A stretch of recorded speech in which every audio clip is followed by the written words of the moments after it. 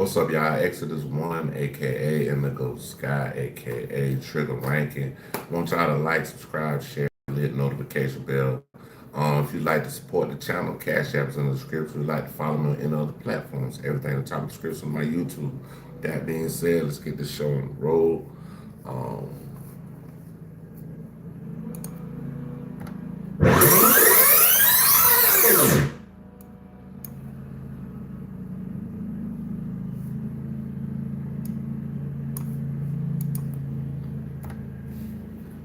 You are watching a master at work.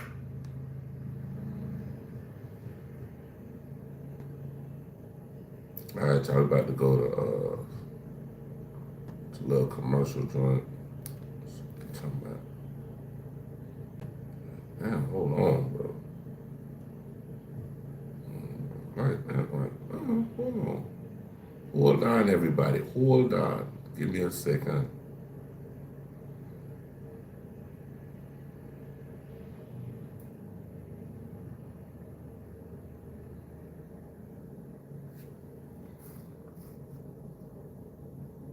Here's the secret.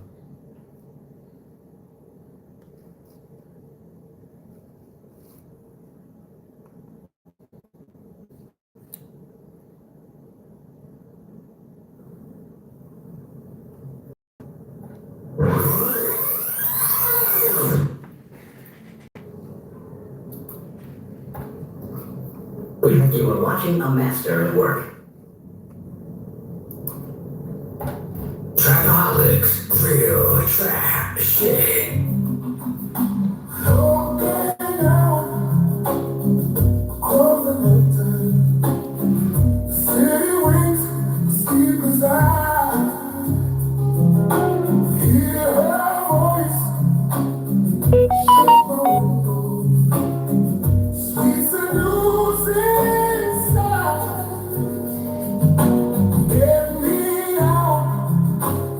Into the nighttime.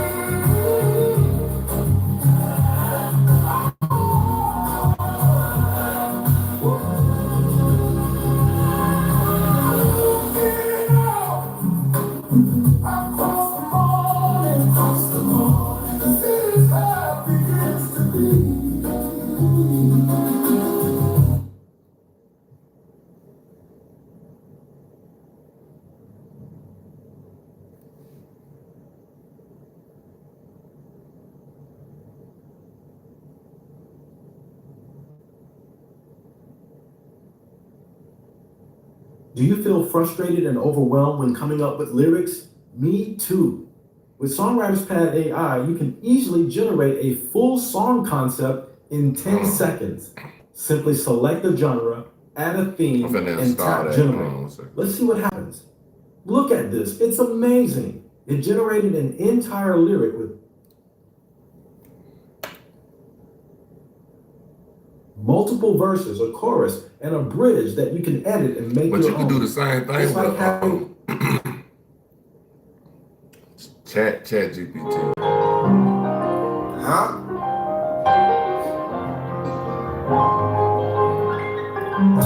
I'm starting up my day with a blunt of curry. No pancakes, just a cup of syrup. Baking soda pot and a silver fork. You already know it's time to go to work. I'm back off in the kitchen working with a chicken. You get 63 grams for like $12.50. 50 pounds of perk, 50 pounds of midget. As soon as it's gone, I got another 60. My baby needs some shoes, my auntie need a purse. The summer coming real soon, so I need a vert. I hop up out that van with that duffel bag. And if somebody try me, I'ma bust his ass.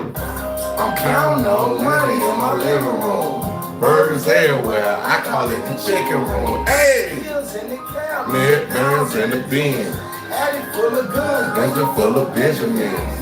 2 AK-47s and a blowtorch. A couple jackets knocking hard on my front porch. A couple old schools in my backyard. If I don't know you, Gucci back, bitch. Gucci back, bitch. It's me, Oh, this my rap, bitch. it's that news. The county jail. It's 74 White Street, straight out of cell. You on I'm on the 4 list. Since I'm a rich man, I need a rich chick. I got a 6 wrist. It's called my 6 bricks. I'm on that slick. That's on 6.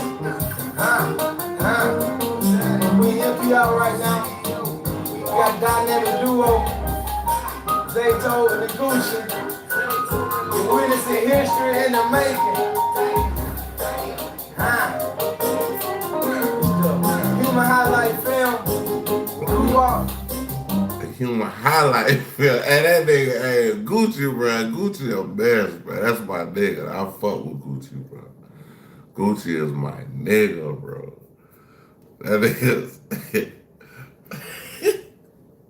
Gucci funny as hell though, bro. That hey, my favorite my favorite Gucci moment, dog, is on the verses. And that nigga say, yeah, we put Pukilo ass in the dirt, nigga.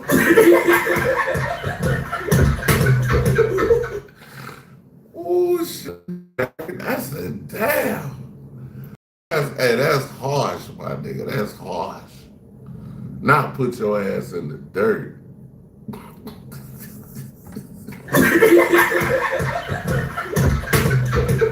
Why, Gucci? Why? Man, that shit that funny. Damn, hold on. I gotta look at this one, y'all. I gotta look at this one. They said that the people know about the UFOs getting knocked off. Like, let's see what the hell they talking about though. Hold on.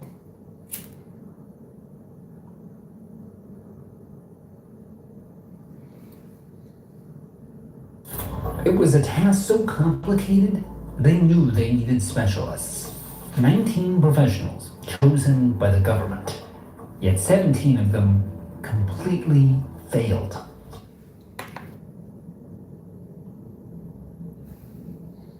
Hey, y'all been checking out Trap Morals channel, orientated by Trap Morals. Y'all go check his channel out, Trap Morals. Check out Trap Morals too. Folks, the situation with them aliens is getting more and more creepy by the day. Now, if you follow this channel for a while, you've know I've done a couple of videos recently about, people involved in alien activity, UFOs, extraterrestrial beings, as well as very high-tech technology that's being used to launch rocket ships into space, potentially going to be used to make weapons for international warfare. And a lot of people involved in these things just so happen to be disappearing and being murdered suspiciously.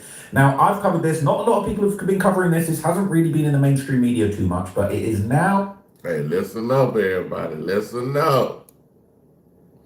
Listen up, everybody. This sound like it could get crazy, bro. It sound like it could get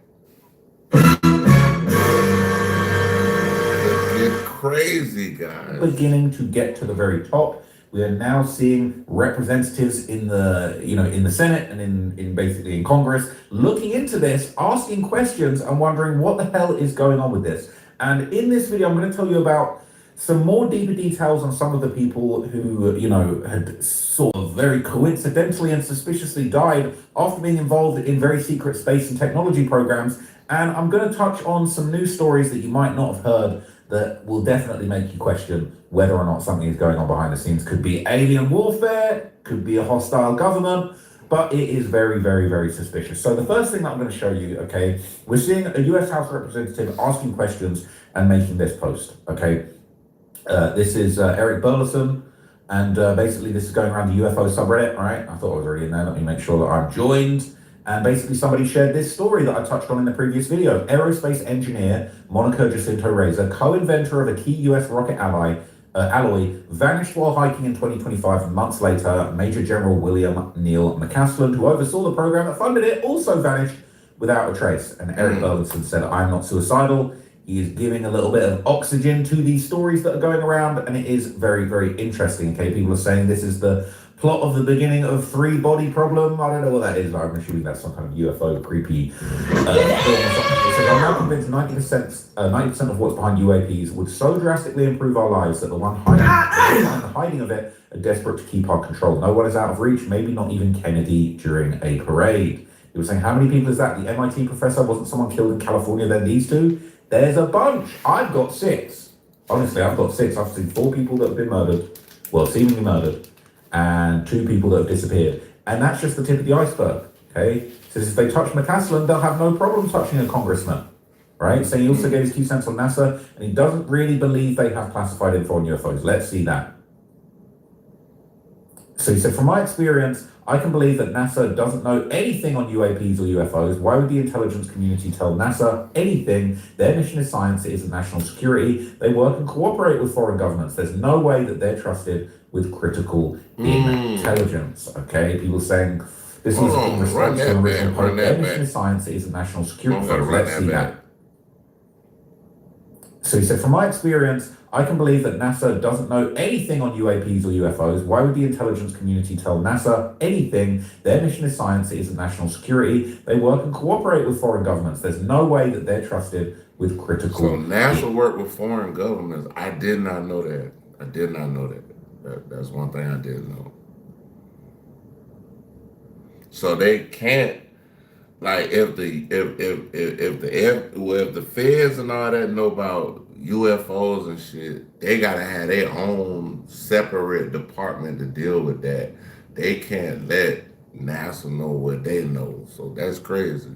Intelligence, okay? People saying this was in response to an original post where Representative Tim Burchett says that NASA is lying when they say they have nothing on UFOs, but he believes NASA doesn't know anything about it, but the Defense Department might actually know something. Now, in the last video, I did talk to you guys a little bit about one of the stories of, one of the people that was dealing with this technology that went out very suspiciously, and basically people were bringing up the name Nuno Lauriero. This is an MIT professor, a world-renowned plasma physicist who basically died just months ago in December 2025.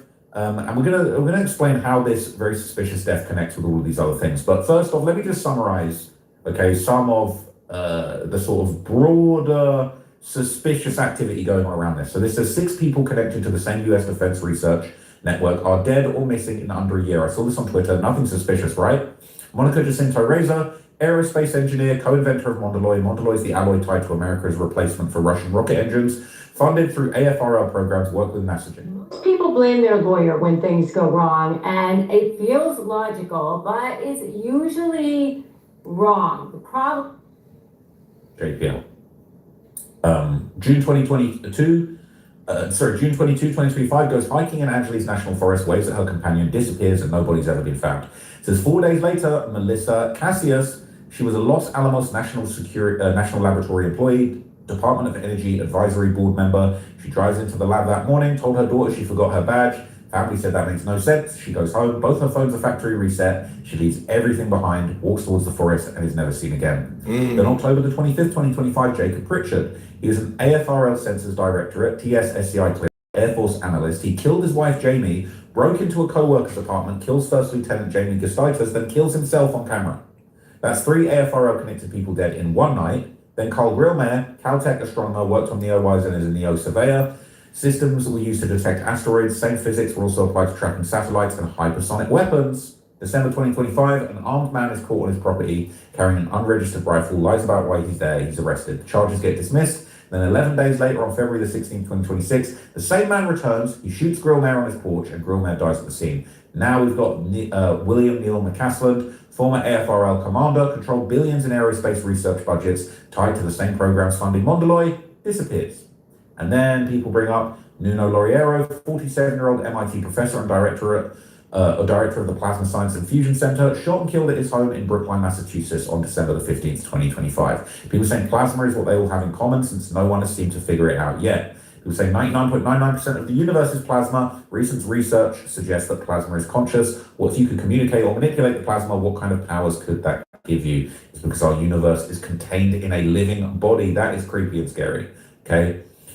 So let's take a little closer look at Nuno Lauriero, okay? He was shot and killed inside of his home in December 2025. This was reported on the news at the time, and people didn't raise their eyebrows at this just point. less than an hour ago, I spoke with the Brookline Police Department, and they tell us no one is in custody. So this shooter, it seems likely, is still out there. Neighbors, understandably very shaken up by this. They tell us that the 47-year-old MIT professor lived in this building right here. He lived on the first floor, they tell us, in that corner apartment building. Here's what else they had to say.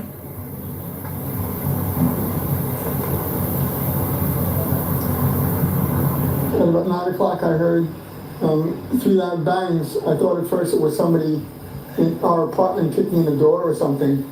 So I called the neighbors and they said, no. So that motherfucker man killed everybody in the house plus his goddamn self. And he knew something about the aliens and the propulsion and all this other shit. So why would he do this?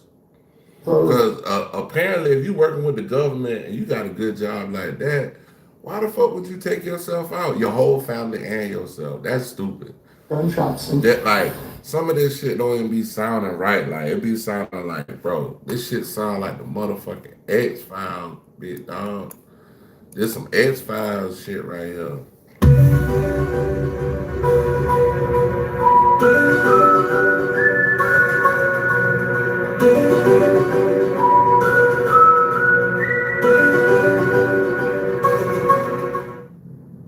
And some man right up, it sound like some cap, my nigga. It's cap, my nigga. Cap. So we came out and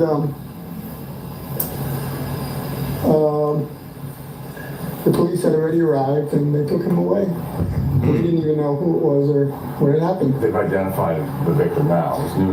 Yeah, unfortunately. What do you know about him now? He's a neighbor and a good neighbor, okay? Quiet. They've been living here for quite a while. Next door, and nice folks. He's from Portugal. He lives right next door? Yeah, they live right here. Nuno's an MIT professor? Okay, y'all still in here. Y'all still in here. I ain't mean to hang up on Shawty. I missed and hung up on Shawty, but it is what it is. The show must go on. The show must go on. So hold on, y'all. We gotta finish this alien talk we got going on here. Some goddamn aliens or some shit. Like what?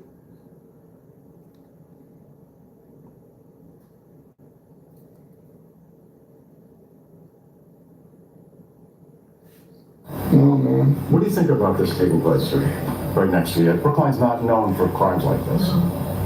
Yeah, I think that it's really a surprise. And a shooting in a state where it's so hard to even have a gun.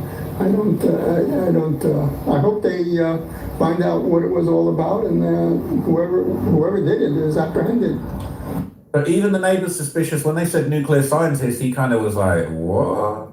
Yeah, like, nigga, what? That's a lot of data. Hold on, what's going on here, boy? All over the place. Y'all got some whole different shit going on. So let's see what people are saying. People are saying, doesn't exactly sound like a random act of violence. That's a hit. Taking out a nuclear scientist from MIT is a national security issue. This man was assassinated.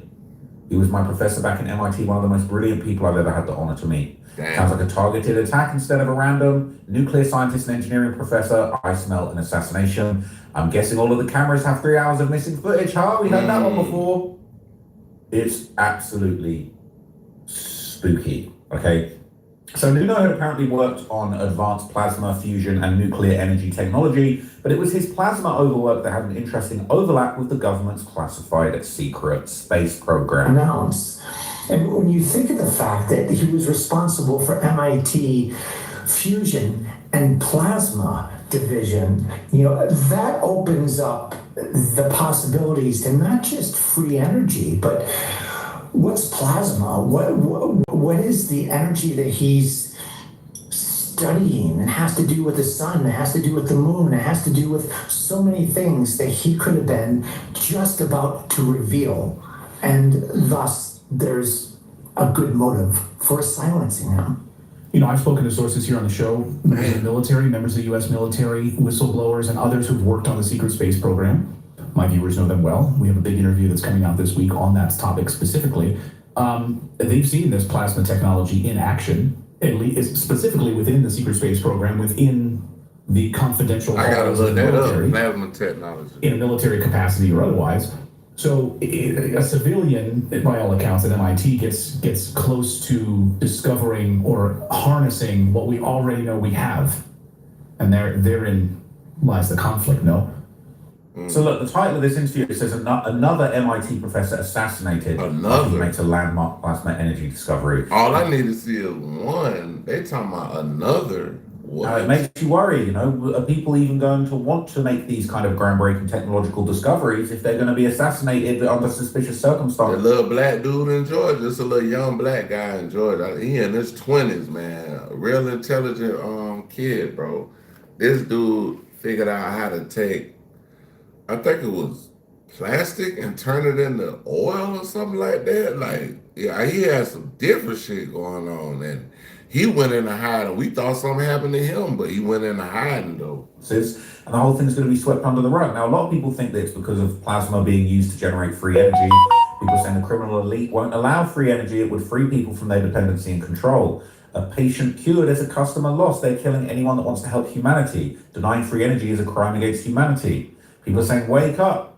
Now, that would suggest that it's actually the powers that be, maybe the oil barons, maybe the people that would benefit from, our expensive, outdated energy infrastructure, who might want to take him out, rather than a hostile government or even a more extraterrestrial explanation for this. Now, 2 days after this, the police would discover the suspect of a massive Brown University shooting dead inside his storage unit, and they would apparently link him to the murder of the professor, but some people aren't really buying this.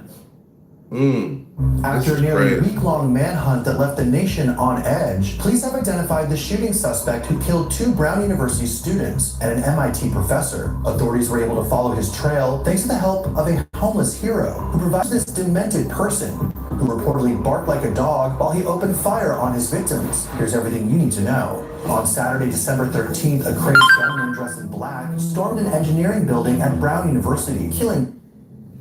Goddamn. Man, cut it out, bro. This shit sounds 2 weird. people and injuring 9 others. In a rampage which left the campus in a panic, a sophomore Ella Cook and a freshman Mohammed Aziz Umerzakov were named as the victims who lost their lives in the horrific massacre. The killer managed to escape police and remained at large. The Ivy League campus and parts of the Rhode Island capital of Providence were left under lockdown and in a state of terror as a desperate manhunt was underway. Nothing was known about the shooter, whom police have since revealed made a disturbing sound during the massacre. Some witnesses said he said nothing. There are some that say he made a barking noise. Don't ask me. I don't know why. And that's it. There is no other spoken word beyond that we are aware of. Then on Monday, December 15th, an MIT nuclear science professor was shot dead in his $1.4 million home. Respected Professor Nuno Loureiro, a 47-year-old married father of 3, was found lying on his back in the building foyer by a neighbor who heard gunshots and then called 911, along with the academic's wife. Loureiro, who was a native of Viseu, Portugal, later died in the hospital, rocking the quiet and affluent Boston suburb, as once again, the killer got away. There was no description of the shooter and contradictory info given on a possible getaway vehicle. We have a description of a gray sedan with no headlights, an on-scene officer reported, while stressing that we also have a description of a blue or black sedan. In the meantime, investigators were scrambling to ID the gunman who killed the 2 brown students. Video OG in the building, what up, man? Appreciate you for coming through, tapping in, showing love, man. You always do. Hey, when I blow up, bro, I'm definitely gonna look out for you. You're gonna be one of them folks. I'm gonna be like, hey, bro, he was there when we was in the trenches. You know what I'm saying? Put your hands together.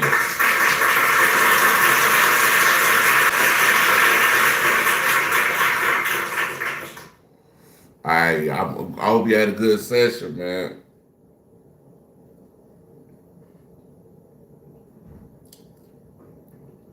Sometimes some of them sessions, bro, they be monumental, bro. You get somebody in there and you like, damn, I didn't know it was like this.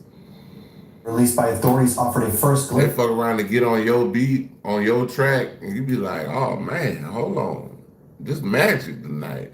This is magic. The hell? This magic, man. The alleged gunman turning a corner after leaving the area where the shooting took place. He calmly walked onto Hope Street in full dark attire and appeared to be wearing either a hood or a face covering that obscured his face from the cameras. The shooting itself was not captured on camera. Then on December 16th, another grainy image was released of the pudgy person of interest. But authorities remained stumped until finally there was a break when a man posted on Reddit that cops should investigate a possible rented gray Nissan with Florida plates that he spotted in Providence while having an odd interaction with a man. The man See, another heinous crime solved by Reddit, man. Shout out to all the Reddit takes. had confronted the suspect at the time, saying, "Your car is back there. Why are you circling the block?" The suspect responded, "I don't know you from nobody." And then, "Why are you harassing me?" And he blew this case right open. He blew it open. The tipster, known only as John, turned out to be a homeless man who had been living in the basement of the engineering building at the time, sources told Fox News. He bumped into Valente and noticed he was acting suspiciously. Working off John's information, authorities tapped into additional surveillance footage that ultimately led them to the gunman. The homeless hero has now been credited with cracking the shootings, as the feds say he is now entitled to the staggering $50,000 reward. Thanks to John's lead, authorities learned that Claudio Neves Valente rented the gray. I hate anybody that got unalive, but I'm glad that the homeless man was able to get $50,000. That's able to change his life. He can get off the street and do the right thing. Thank God for that.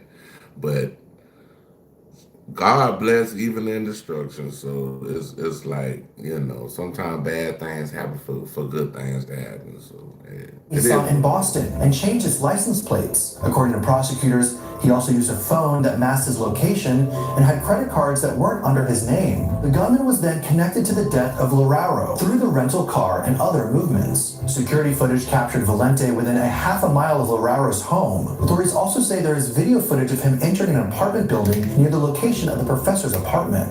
Valente appeared to have shot Loureiro, then driven to a rented storage unit in Salem, New Hampshire. Finally, on the night of Thursday, December 18th, authorities stormed the facility, where they found Valente with a satchel and 2 firearms, dead from a self-inflicted gunshot wound. Investigators have since revealed that Claudio Neves Valente all this was is a going crazy because it's like, bro, this shit sound like cap, my nigga. This shit sound like some real motherfucking cap right now. Like, bro. Stop the cap, bro. Stop the cap. Stop the cap, man. So you mean to tell me this man killed all these folk and then he killed this. I don't believe this shit, bro. He's national and a former Brown University graduate student. He also studied in Lisbon with murdered MIT nuclear science professor Nuno Loureiro between 1995 and 2000. The nature of their relationship remains unclear, nor has it been revealed if they stated. AI lets you turn text into a music video. I can't believe it. I actually can't believe what I'm saying. So let's see what people are saying about that. Homeless man living in the basement of the university's engineering building. Let that sink in. This story makes as much sense as the Las Vegas shooting. There's a lot more to this story that's being presented to the public. This definitely isn't the whole story. Why is there a Reddit posting homeless guy living in the university's basement? The homeless man will get the $50,000 reward. They knew nothing. Now all of a sudden they have all the information in amazing detail. It's sus as hell, okay? So the official news broadcast would report the suspect's highly coordinated actions was something straight out of a spy movie. Law enforcement source tells me there's no evidence he had any training in counterintelligence, but his actions... The fact they've even got to say that is as hell. Oh, he didn't have any training in counterintelligence, but the way he went about it was pretty counterintelligence-y. Right out of a spy movie. One of the reasons it was so hard to find was he knew what he was doing. Revelations from a podium. He was sophisticated in hiding his tracks. And in paperwork paint a picture of a cunning killer. Claudio Valente took investigators on a wild ride that ended in a storage unit he rented in Salem, New Hampshire. He was moving around New England. Valente traveled there in a rental he'd been attempting to switch out of. A main license plate covering the car's original Florida plate in the rear. The front plate removed. Dan, law enforcement has license plate readers all over the place, but his front plate was never detected by one of those readers. Not only is he trying to get away from the license plate readers that possibly could detect him, but also avoiding toll detectors and even just go with police work when someone sees the car. Authorities say Valente had multiple credit cards in different names and a phone that could not be tracked. That he was using SIM cards that were possibly European SIM cards that are carried through a provider in the United States but does not provide real-time information about tower connections. We're told Valente had no prior criminal record. Since when is that a thing? Since when is that a thing? He had some special phone that couldn't be detected by tower signals. Why does Yeah. We gotta run that back. Had no prior criminal record. We gotta run that back, bro. I mean, that's a good point. I've never heard them say you could go through a certain service company and they can't track your phone, my nigga. That sounds like some bullshit to me, bro. A bullshit? A bullshit? A bullshit? Since when is that a thing? Since when is that a thing? He had some special phone that couldn't be detected by tower signals. Why doesn't every gangster rapper, every drill rapper, every gang member assassin have this going on? Because everyone's getting caught with their phones. And you're telling me you can just get a special phone that just doesn't ping the cell tower? Through a provider in the United States but does not provide real-time information about tower connections. Since when's that a thing? This is insane. We're told Valente had no prior criminal record. DNA from a spent gun cartridge casing was put into a national database and returned as having no matches. There are more than 800 security cameras on the Brown University campus. Valente targeted an old building with limited camera coverage. He cased Brown nearly every day for 2 weeks before the shooting and parked his car near large trees to obscure it from cameras. If it wasn't for the tipster at Brown who described Valente's car with the Florida plate, police might still be looking for him. You know, all the pieces of the puzzle came together. Fortunately, so that was key, that once they were able to positively identify a vehicle plate associated with him in the area of Providence, run that plate and find out that it's a rental car in Boston, they were able to identify who had rented it and gather a positive identification on it pretty quickly. So he was the most genius assassin. He had technology that no gangsters, killers have ever even thought about using, and he was foiled by some random homeless guy living in the basement of the university. Like some absolute bullshit. Ridiculousness. That's all like some bullshit. A bullshit? A bullshit? A bullshit? That's all like some real bullshit, bro. It includes the other criminals on how not to get caught. Well done, geniuses. Wouldn't this headline read, "Police completely incompetent"? Yes, indeed, lol. We knew you was going to make him out to be the smartest criminal mastermind to ever walk the earth to hide your profound incompetence. Here we go. Cunning? Yeah, he walked away. Genius. Right? Absolute ridiculousness. Okay? They're giving out the keys to the kingdom when it comes to finessing your way out of crimes. So, according to initial reports, okay, the official version of events was the suspect actually harbored a 25-year grudge against Brown University, but there was no clear motive why the professor was targeted, but they had apparently spent time together. And look, we're probably never going to find out exactly how or why, but it is very suspicious, okay? And there is a little theory as to why he might have killed the professor, which I'll tell you in a minute after this clip. Scott Watson is a professor at Syracuse University and a former Brown classmate and friend of Claudio Neves Valente. We had our first, welcome party, and he was sitting by himself. And I went over and tried to talk to him. He was bitter at first, but then a little bit later, he appreciated the fact that I tried to talk to him, and we became friends. And again, as far as I know, I was his only friend. Watson remembers Neves Valente as a brilliant but frustrated student. Basically, he thought the quality of education was too low, that he, moved from Portugal to go to a school with an education level that he thought was ridiculous. He didn't like the people, and he didn't like the food. The two were graduate students back in 2000, spent a lot of time in the Barris Hawley Engineering Building. Neves Valente opened fire on students just 1 week ago. It's strange. I don't have much insight except he really hated the physics department. He felt like they let him down and didn't teach him, the magic or accepted him, you might say. Scott Watson says that Valente became so frustrated with Brown that in 2003 he withdrew from school and returned to Portugal. Watson never heard from him again and said he was shocked this week to find out he was the gunman tied to the Brown massacre and the MIT murder. Return to Portugal. Now, you remember who had ties to Portugal? Remember who had ties to Portugal? It was pretty sure it was the victim. So there's actually an interesting theory going around, okay?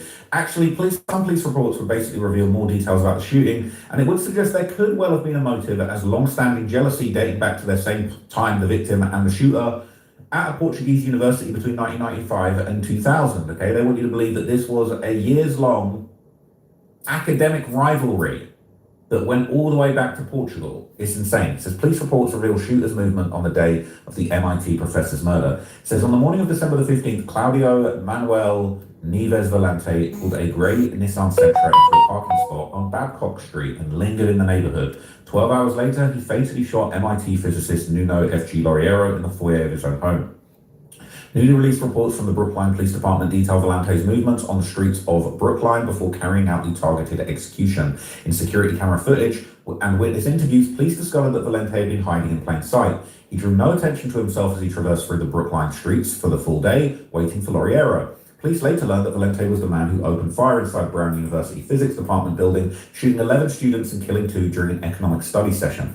Authorities searched for the suspect for 5 days before Valente killed himself on December 18th in New Hampshire. Valente would cross paths with Laureiro decades earlier at a university in their native Portugal, had harbored resentments over Laureiro's successful career, reporters at the Boston Globe found. At the time of the shootings, investigators had no concrete evidence linking them, but Brookline police records show that despite having just committed like I said, the police don't have no evidence that everything is linking to this man. So like this just seems like some real cap right here. Shooting in Providence, Rhode Island. Valente spent a full day in Laureiro's neighborhood before killing him that evening. The records were first reported by the Boston Herald. Apparently throughout the day, Valente made various stops all within a mile of Laureiro's home at 9 Gibbs Street. While Valente parked on Babcock Street for about 4.5 hours, Laureiro was at MIT overseeing PhD qualifying examinations, according to police records. Around 1:30 p.m., Valente was seen on security footage walking along Commonwealth Avenue past Jumbo Seafood, Canada Dispensary, and Fire Chicken before entering Fauvierte's, where he purchased a sandwich with cash. Police interviewed the employee who served Valente, who said there was nothing notable about their interaction. Around the same time, Laureiro attended a research council meeting by 3 p.m. and was overseeing another qualifying examination. Laureiro's last professional activity was after 5 p.m. when he approached a visitor log form via email, a colleague said. Soon after, he was watching a movie at home with his daughters while his wife went to a dance class, and around 8 p.m. Valente began what police described as a pre-operational surveillance, circling the immediate neighborhood multiple times. Police wrote that Valente was most likely gathering information of the neighborhood layout by his repeated presence and probable mapping of routes, including entry and exit points. At 8:22 p.m., a neighbor's Ring camera captured Valente wearing a yellow reflective safety vest and carrying a box with a barcode, a disguise that led Laureiro's daughter to believe that he was a delivery driver. So it says Laureiro was in the kitchen with his wife, who had returned from her dance class when the doorbell rang. He stepped into the foyer to answer the door and was shot in the chest, abdomen, and thigh. Inside, Laureiro's family heard the screams, then silence. In the days after the killing, Brookline police interviewed Laureiro's family, colleagues, and students, who said he was well liked and had no clear reason to be targeted. A professor and director at MIT's Plasma Science and Fusion Center, Laureiro managed a major research lab that employed around 250 staff and students. He worked closely with graduate students in the nuclear science and engineering and physics programs and had recently implemented a new mentoring system. Although they were the typical academic pains, police interviews with students and colleagues found no evidence that Laureiro had seriously angered anyone. Laureiro's family told police they were unaware of any threats or issues and did not notice any strange interactions. Laureiro was pronounced dead at Beth Israel Deaconess Medical Center early in the morning after the shooting. After he opened fire, Valente drove off in the Nissan with its headlights and tail lights turned off and disappeared into the night, concluding his 12-hour stint in Brookline. He was later found dead from a self-inflicted gunshot wound to the head in the storage unit in Salem, New Hampshire. Very, very bizarre. I would love to know more about what their interactions were before this happened, if they actually did have a personal beef, because it is just a little bit hard to believe. Now, a month after the shooting in January 2026, the FBI actually released transcripts, but not the video, of the confession that the suspect, apparently a completely fluent English speaker, had recorded in Portuguese before he deleted himself. Hello and welcome to another episode of Recruitment Unfiltered. In today's episode, I'm going to break down my whole story. Significant news in the Brown University shooting, and it alludes to the government's mindset. Turns out the shooter explained himself in videos made after the violence, and now the government is releasing at least the transcripts. This is a first-person narrative for the first time on what fueled the anger in Providence and Brookline outside Boston. Hello again, everybody. I'm Gene Belicetti. Good evening, I'm Patrice Wood. In the videos recorded in Portuguese, Claudio Neves Valente does not give a motive, but he touches on his mindset, his run-in with the homeless man John, who eventually helped the police, and his recollection of the shooting. NBC 10's Leanna Falk is here with the breaking details. Leanna? Yeah, Jean Patrice, in the 4 videos that were recorded, Valente offered zero remorse for the shootings at both Brown and in Brookline. Hey, y'all, I'm about to get out. I'm gonna holler at y'all. Peace. One. I'll be back.